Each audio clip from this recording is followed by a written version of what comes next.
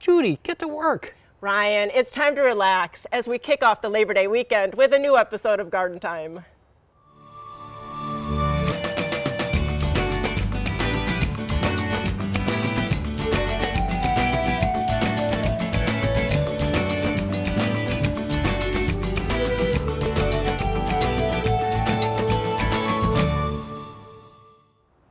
Welcome to Garden Time. And Ryan, please take off that hat.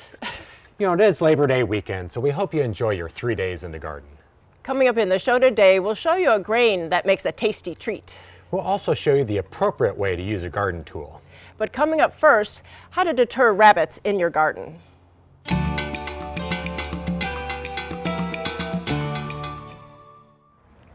I'm at Moonfire and Son in Bend, Oregon with Carrie. And Carrie, you know, I bet you have problems with rabbits here, and we are starting to get them in the valley. So what can we do to kind of not let them just take over our gardens? Yeah, those pesky rabbits. Well, obviously the first step is, can you build a physical barrier? Anything that would keep them out is, you know, something only as tall as maybe a foot. If a permanent barrier can't be established, perhaps a temporary barrier like that with the Deer X is also effective for rabbits. You know, you can take it down when you're done in the winter, maybe change your garden space next year. You can keep using it year after year. Yeah, they're not jumping like deer. No, exactly. Doesn't be really big. The runner-up would be almost a scented barrier. They've got really good sniffers on them, and they are turned off by a very strong scent. So, you know, a good example would be mint, some lemon balm, rosemary. All of those just really send them in a different direction. Well, that's easy, and we love those. We love having herbs in our garden. Absolutely, and ones that we like to take from that'll just keep going and going. Excellent. Another option is just sort of picking things that are not exactly pleasing to their palates. You can see a poppy doesn't have a lettuce-like leaf to it. Yeah. Salvia not only has a good aroma that steers them away, but it also has that textured leaf. Same with the lamb's ear, the stackies. So a lot of the crossover from deer-resistant plants. Absolutely. So that makes sense. Yep. And likely, if you have one, you have the other. Yeah, definitely.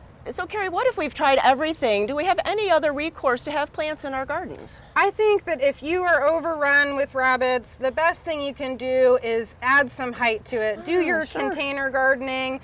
This is a great example. It's tall enough that they're not really going to get into it, and it'll definitely protect what you want to keep away from rabbits. And then is there any kind of deterrent, like a chemical deterrent that I could use? Absolutely. We found success with the Repelzol. It's a granular product from Bonide. It's all natural and considerably long lasting. And just kind of keep repeating it? Absolutely. And then anything like from our pantry that we could use, or our vanity? Our vanity especially. I have had great success with shavings of ivory soap. It must be fragrant enough that they stick away from it. And as well as something like a cayenne pepper spray that is way too offensive. So many good tips. Really, if you have that problem with rabbits, we've given you all of those to kind of combat them, and so that you have a beautiful garden this year. Carrie, thanks so much. Thank you, Judy.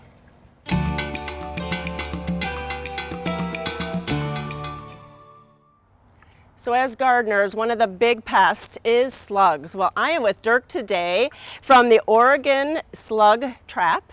And so this is just innovative. It is just wonderful. So tell us about this product, because it is just so unique. Thank you. Well, we didn't invent the slug beer trap. That's been around for probably 30 years. Sure. But each trap had its own shortcomings. So what we've done is we've kind of put our favorite features into our version of it. So it's got a solid lid, doesn't come off, but opens easily for filling. It takes beer. You can put any commercial bait in there, but our whole spin on it was, we think the chemicals should stay out of the garden. Right, and you're really recommending inexpensive beer. You don't have to use your microbrews on it at all. No, you can use the cheapest beer there is. So Dirk, why would I use this instead of, like, I use tuna fish cans in the garden, and so that works fine, but maybe this is a little better? Right, yeah. Normally the tuna can trap works great as long as it doesn't rain and you never water your garden. But since you do have to water your garden, you got to keep the water out. And if you look at the shape of it, quite a bit of rain can fall on top and not get in there, so you don't water down your beer. Keeps the cats out, keeps the dogs out. Sure. And since it has spikes, it's hard to knock over. Right. You sort of like a rabbit, like jumps on it, there's a good chance it's not going to fall over. We are experimenting with white now since we found that the dark color likes to evaporate the beer. And so we found that we made some rejects out of some white plastic one day, and we noticed that the beer lasts, quite a bit longer. So Dirk, what kind of beer should we use? Any kind? Lighter beers, something see-through. They don't seem to like the dark beer stouts, any kind of a porter, doesn't work as well. Ah, great. And then how often should we change it and clean it out? Well, in the dark ones, every couple to 3 days, but then we noticed that the beer lasts almost 4 days or more in the white ones. And then what should we do with those slugs? Just throw them, leave them in the yard, dump them out, or what? Is there a good way to dispose of them? Well, they're going to be saturated in beer, so if you dump them out, birds might get into them, and that wouldn't be good. And get drunk birds, flying into cars. Right. So the best thing is put them in a bucket, and then or put them in the trash.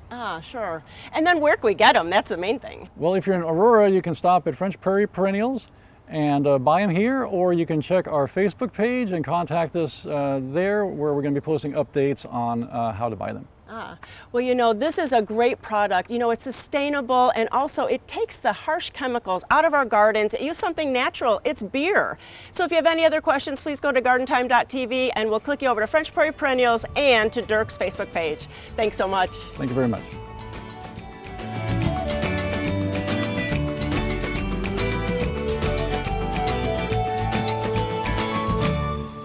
Welcome to Blooming Junction, where it's easy to connect with nature. At Blooming Junction, you'll find beautiful, healthy plants, good, fresh food, and a place to regain peace and calm in your life. We have an unsurpassed collection of unique and distinctive plants and the expertise to help any gardener be successful. And we feature Blooming Advantage plants. Come check out Blooming Junction for an inspiring experience in the garden or in the kitchen. Blooming Junction, offering quality plants for beautiful gardens. Join Capital Subaru for the Fall Garden Fest, Saturday, September 18th from 11 to 3. Buy your fall plants and flowers. Enjoy giveaways and refreshments. Ryan and Judy will be there too. It's at the Capital Subaru Pavilion just off the Parkway. We'll see you there.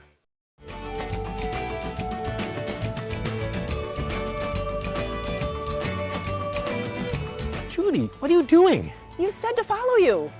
Follow us on Facebook. Oh, man. Well, we invite all of our viewers to follow the Garden Time page on Facebook. And on our Facebook page, you'll find links to stories, you'll see upcoming events, and you also might even find a funny joke or two. So don't forget, go to the gardentime.tv webpage and click the link for Facebook.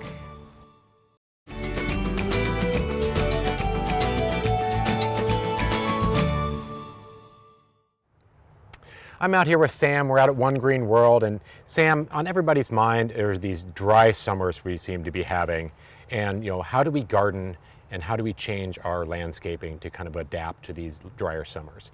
And you have a great display garden out here at One Green World, and it's a very Mediterranean theme, which is kind of very typical of what we might be looking at in years to come. So there's a lot of things that we can do in our Mediterranean gardens. Why don't we talk about some of these cool plants that you have in here? Yeah, totally. So a lot of it, there's not a lot of edible plants that fit into the Mediterranean no summer water landscape, but one of them, of course, the classic fig, is one of our favorites, and one that we have maybe too many varieties of here. And so when we're planting these, we're thinking of the hydrosome, what else goes around it. And so we got to plant other dry summer plants, because if you water a fig in summer, it gets watery, it doesn't taste as good, it won't be as sweet. Right. So it's important to make sure that what we're planting is all compatible together for water needs. Yep. Even though sometimes I'll fudge it a little bit, but it's nice to have all your dry plants in one place. Okay. All your wet living ones in another place. And you were saying, figs. I didn't realize you were saying you grow up to 150 different varieties of figs. Yeah, we only have, I think, 50 in stock right now, but there's just too many good ones from all over the world, too many wild seedlings that we've found all over the place, and so I don't know, it's hard to get rid of the... Right, I mean, they're great. Yeah, so figs are definitely a great plant. We can do stories on just figs, but we'll continue along with some of your other great Mediterranean plants. Yeah, so we kind of I don't like to water or weed out here because I don't come out here as often as I'm back in the rest of the Sure. nursery. So if we can have dense ground covers covering everything and things that are blocking out weeds like allelopathic leaf litter, Sure. like cistus, the rosemaries, the sages, the lavenders, it just makes, I don't know, makes it a lot easier. I haven't had to weed this once this year. Sure, sure. And there are a couple other, fun, there's a lot of like color and texture you can add into here. So what's a couple of the other ones that we're So we got like the Olerias from New Zealand that always have a very cool, unique texture to them. There's the Leptospermums, the tea trees. This is one that actually grows all over the ground and is evergreen, and you can smell the foliage on it. It's just like the tea tree you might have in soap or something like that. Yeah, that's a great fragrance. And other things that are native to that part of the world, like Mediterranean fan palms, the Mediterranean myrtle, and of course the olive. Can't have Mediterranean. And you guys are growing several different varieties of olives that are actually hardy here for the kind of the Northwest climates. Yeah, we've trialed a lot of them, and some of them ripen a little bit later, but we found a good few dozen or so that are really cold hardy. Right. And as far as getting fruit, everybody really wants the olives in the fall. Are we going to get the fruit? It looks like it this year. I mean, especially with 2 heat waves that broke our previous record, I think. Right. I think we'll get them to ripen. Might actually get through the other. And then you got a couple other goodies up here that we were talking about. Things from not quite as dry parts of the world, but places like Chile where they get a pronounced dry summer. So the Chilean guava is one that is just so easy to grow and so delicious, and most people have never tried it before. Right. What does the berry taste like? Everybody often says it tastes like strawberry Pop-Tarts, but without all the processed sugars and everything. And everybody touts it as Queen Victoria's favorite berry for whatever that's worth. Interesting. And you have a few different varieties here. Yeah, there's 4 different varieties in this bed. We're trialing for cold hardiness, for productivity, for flavor, because they can sometimes be on the cusp of cold hardiness. And I think that's, you mentioned, that you're trialing them out here, and I think that's important for a lot of people to know that, the plants that you are selling out here, you guys are actually growing and trialing to make sure that they do work here in our landscaping. We want to kill them on our time before we present them to you. Right, so they know that when they come out here and you're selling them a plant that it's something that's actually going to we can say it made it through this temperature. Live and thrive here. So, if there are tips to people that are wanting to create a garden like this, as far as the care or maintenance that they're going to need for when they're planting or the maintenance during the summer? Yeah, I think some people just can't not water. They just want to water their garden no matter what, so it's hard to say, hold back on the summer water. Some of these things will actually die if you give them too much water. But also don't be afraid to water them to get them established, and make sure you're picking plants that are all wanting the same water needs. Right. So, your staff out here is all very knowledgeable. You have this amazing selection and variety of just these unique and unusual plants. So make sure you come out to One Green World and talk to Sam and the staff and learn about what you can do in your gardening to, have this Mediterranean feel, and what will work here in the Northwest. So make sure you visit their website or go to gardentime.tv and we'll click you over. So Sam, it's a wealth of knowledge and information when we come out. We appreciate it. Thanks, Ryan.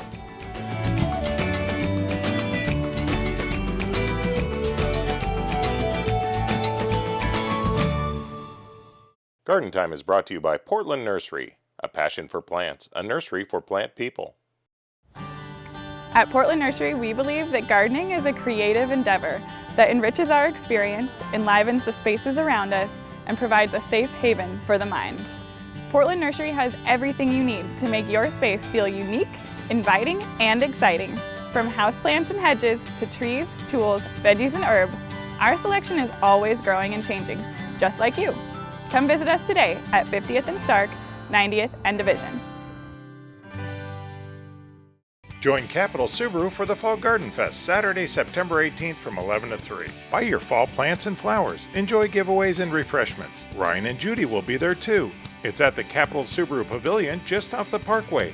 We'll see you there. A destination farm and garden market featuring the very best each season has to offer. Smith Berry Barn offers seasonal farm fresh fruits and vegetables and specialty herbs and perennials. Visit the historic barn for distinctive gifts, gourmet foods, and homemade milkshakes. Right now we have fresh picked or pick your own berries ready in our fields. Here's what we have to offer this week. Centrally located off of Shoals Ferry Road between Sherwood and Hillsborough. Smith Berry Barn, growing good taste from the ground up.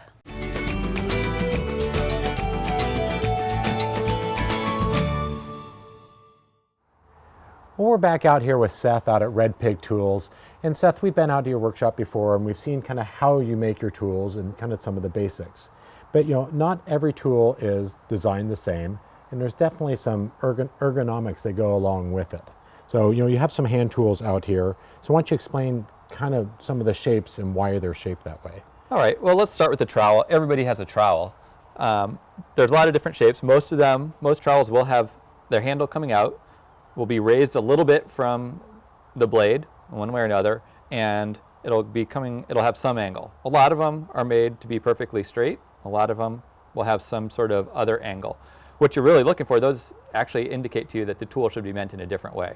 When you have the handle angled, like this one is, it gives you leverage, but it also makes sure that as you're working, your hand and knuckles has plenty of clearance from the ground, so you're not hurting yourself, you're not scraping into anything. When this handle is more parallel, it's typically meant for transplanting. It's typically meant for working more up and down so that you have a more comfortable grip. It's often used so that you can pry things up in a slightly different way. So that's an indication of how the tool might be used. That is one reason if you're planning to pry with a trowel, you do want to find one that has a thicker shank than most. The common experience that we hear from people is they're looking for one of our trowels because they've broken so many other trowels. Gotcha. And then you have a couple other tools here. So here's a version of an asparagus knife. This is an off-the-shelf one, one that comes from a fairly good quality company. It's nice and thin. It's got a lot of great use to it. People like it to pry up dandelions, things like that with it. Perfectly straight.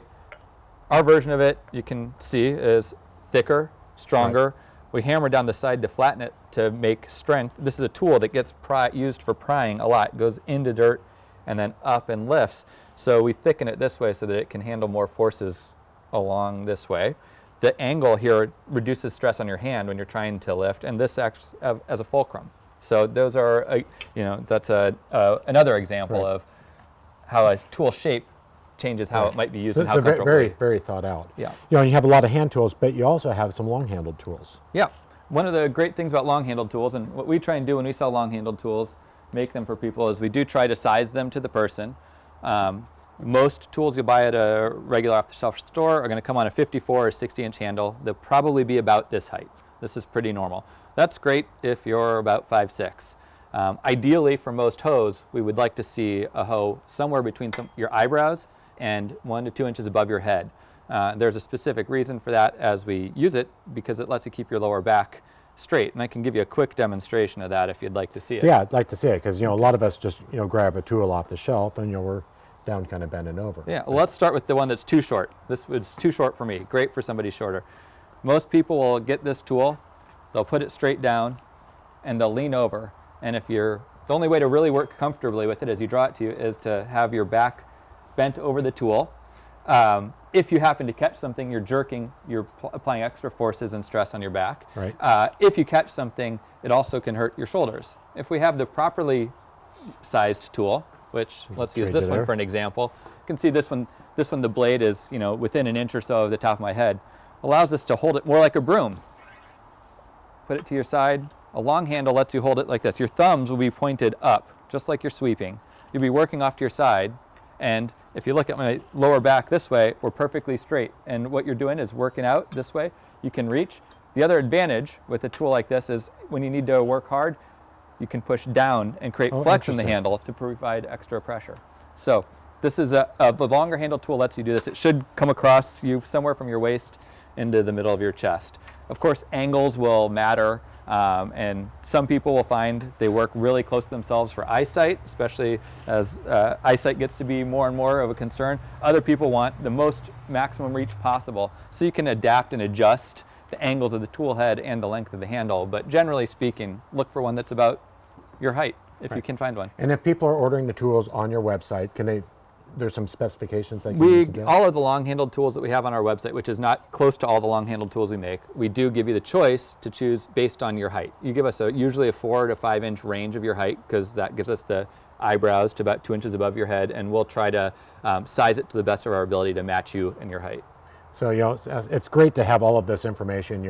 We all have tools, but it sounds like having the right tool and being able to use it the right way really reduces the stress on our body. Absolutely. I mean, when you're spending hours gardening, you don't, and year after year, it's a hobby. It's the number one hobby, and not just for older people, for younger people too. You may as well be taking care of your body, enjoy it, and get the work done easier and faster. That's great. So for more information on Red Pig tools, make sure you go to gardentime.tv, and we'll click you over to their website. So it's a wealth of information. We appreciate that, and looking forward to being in the garden doing it correctly. Great.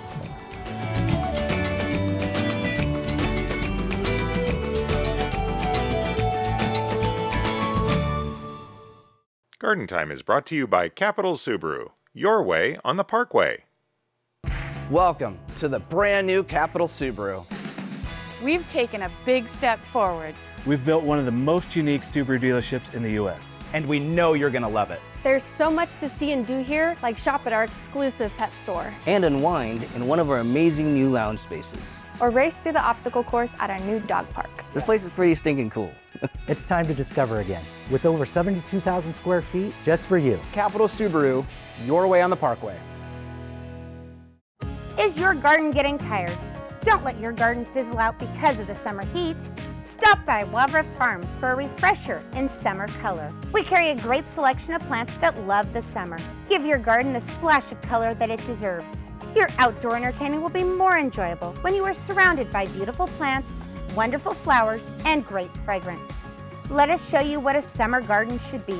Wavra Farms, just east of Salem, off Highway 22 at the Joseph Street exit.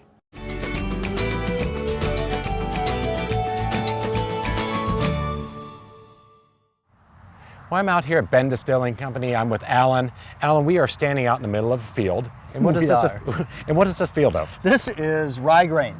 So if you think about a rye whiskey, specifically our state rye whiskey, which is made from this exact grain that you're standing in the middle of, this gets turned into whiskey eventually. Very cool. Yep.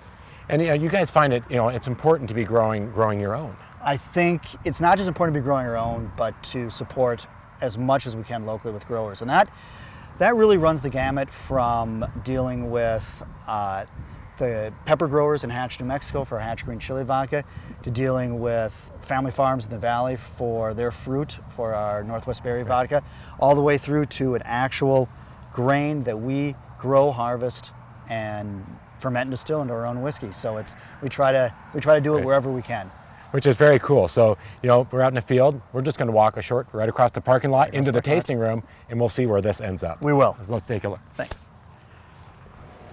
So Alan, we just made the 50-yard walk across the parking lot, where the rye field was, and now we're in your tasting room. We are. And so what kind of products does Bend Distilling do?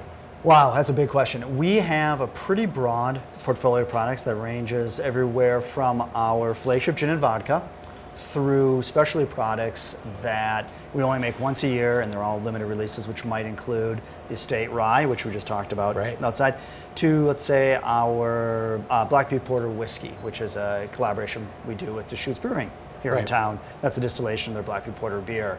So it really runs the gamut. And what's involved in there from the local standpoint, I think I mentioned outside that we do Northwest Berry Vodka that uses the fruit from local farms over in the valley. Right.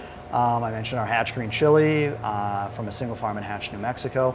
But the through line to all of that is, of course, our water, which is really the secret to what makes Crater Lake Spirits Crater Lake Spirits, and that's as local as you can get. It comes as snow all year. It melts through the year, and we get it from the groundwater and out of the river, and that's really our secret weapon is that great Cascade Mountain water and its particular flavor. So Alan, you talked about the water and the ingredients and how that is so important, but it's much more than that, right? It really is. That's an interesting point to bring up, because what we've learned in the 25 years we've been doing this is it's not just the water, it's also the environment. And this is really important for whiskeys. It's the aging environment. And what we found, to answer your question quickly, is we can get a flavor in 2 years that it might take your traditional Kentucky bourbon 5 years to get. And that has a lot to do with the temperature swings we have, but there's so much more going on inside all of that. Right. And in fact, the idea of terroir, which has been so well understood in the wine world forever, is now being applied to spirits, specifically whiskeys. And we're starting to experiment and learn about so many of the factors that go into making a great whiskey and why a whiskey from Central Oregon is different than one from Kentucky or Colorado or Pennsylvania or Scotland for that matter. You know, we could walk another 50 yards in the other direction, We could. and that's where you're distilling it. Absolutely. And bottling it, right? Yep, right here on site. And you're welcome to come here too. We have a tasting room here on the site of the distillery. We do tours, we do specialty cocktails. If you're really lucky, you might try something that isn't even totally out yet. You know, some of the new specialty products. So it's a great visit if you happen to be in the area. You know, and so people that are interested in your spirits, where can they go to find this? Well, the easiest thing to do is every liquor store in Oregon, most bars and restaurants, just ask for it. If you're interested in supporting a local brand or trying something new, just ask for Crater Lake Spirits. We're almost everywhere. If you happen to find yourself in Bend, like I just mentioned, we're here at the distillery. We also have a tasting room downtown, and that's open every day. And you can try specialty cocktails, you can see logo merchandise, you can try stuff that we're working on. You can see the process in pictures and photos if you can make it out here for a tour. Absolutely. You know, so not only you have it out here in your tasting room, you talked about some of the local restaurants. Absolutely, and I think that one of the key things people forget about shopping local is not just local brands, but the local merchants where you can find it, and that includes the bars and restaurants that carry not just Crater Lake Spirits, but all the Oregon distilled spirits, as well as the beers and wines. It's really important to ask for local. Right. Whether you are local or you're visiting, you're looking for that Oregon experience, it's sort of the last mile of the whole local concept. Right. You know, it's just such a great concept to come out here and see it's grown here, it's distilled, it's bottled here, it's supporting all these local people.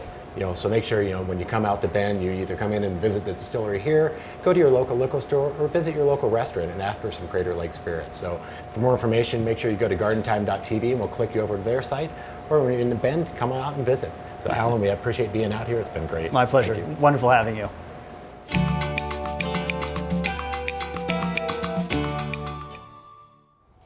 Thank you for watching Garden Time today. And Ryan, you need to enjoy the weekend. I'll take that. It is Labor Day weekend, so we hope you have a safe and happy holiday weekend. For more information about today's show or any of our past episodes, please go to gardentime.tv. Ryan and I thank you for watching, and we'll see you next week on Garden Time. Cheers.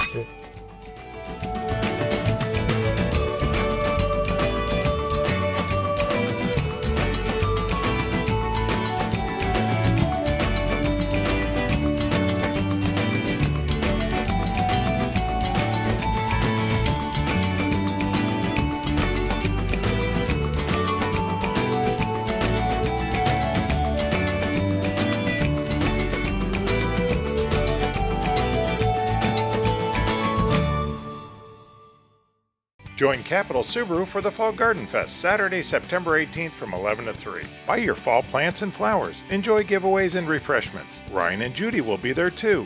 It's at the Capital Subaru Pavilion just off the Parkway. We'll see you there.